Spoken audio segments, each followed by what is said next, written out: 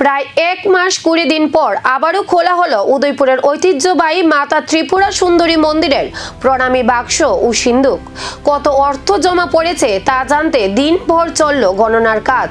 মঙ্গলবার সকালে মন্দির প্রাঙ্গণে থাকা 17টি প্রণামী বাক্স ও সিন্দুক প্রশাসনের উপস্থিতিতে খোলা হয়। এরপর নির্ধারিত নিয়ম মেনে শুরু হয় অর্থ গণনার প্রক্রিয়া।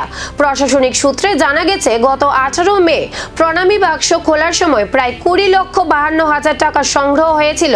এবারও বিপুল পরিমাণ প্রণামী পাওয়ার আশা করা হচ্ছে। ভারতীয় মুদ্রার পাশাপাশি বিভিন্ন দেশের বৈদেশিক মুদ্রাও উদ্ধার হয়েছে, যা দেশ বিদেশের ভক্তদের উপস্থিতির ইঙ্গিত দিচ্ছে। সুষ্ঠু ও স্বচ্ছভাবে গণনার কাজ সম্পন্ন করতে গোমতী জেলা প্রশাসনের পক্ষ থেকে 17 সদস্যের একটি বিশেষ দল গঠন করা হয়েছে। ডেপুটি কালেক্টর চন্দ্রশেখর চট্টোপাধ্যায় জানিয়েছেন, কড়া নিরাপত্তার মধ্যে নির্ধারিত নিয়ম অনুসারে গণনার কাজ চলছে। আমরা গত মে মাসের 18 তারিখে আমরা খুলেছিলাম। ওইখানে আমরা 20,52,000 টাকা আমরা পেয়েছিলাম।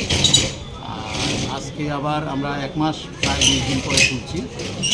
তো আজকে মনে হচ্ছে টাকা একটু কম হবে গতবারের তুলনায়। আমরা এখানে 16 জন আছি টোটাল, আমি সহ 17 জন।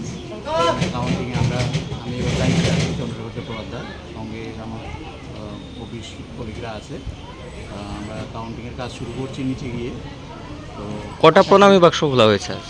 টোটাল আমাদের এখানে ছোট বাক্সগুলো আছে 15টা, আর একটা বড় বাক্স আছে সিন্ধুকের মতো, আর একটা আমরা নতুন একটা এনেছি।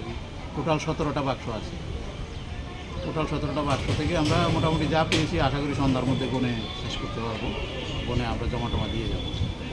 শেষ পর্যন্ত প্রণামী বাক্স থেকে কত অর্থ উদ্ধার হলো সরকারি হিসেব প্রকাশের অপেক্ষায় এখন ভক্ত থেকে প্রশাসন সবার নজর সেই দিকে।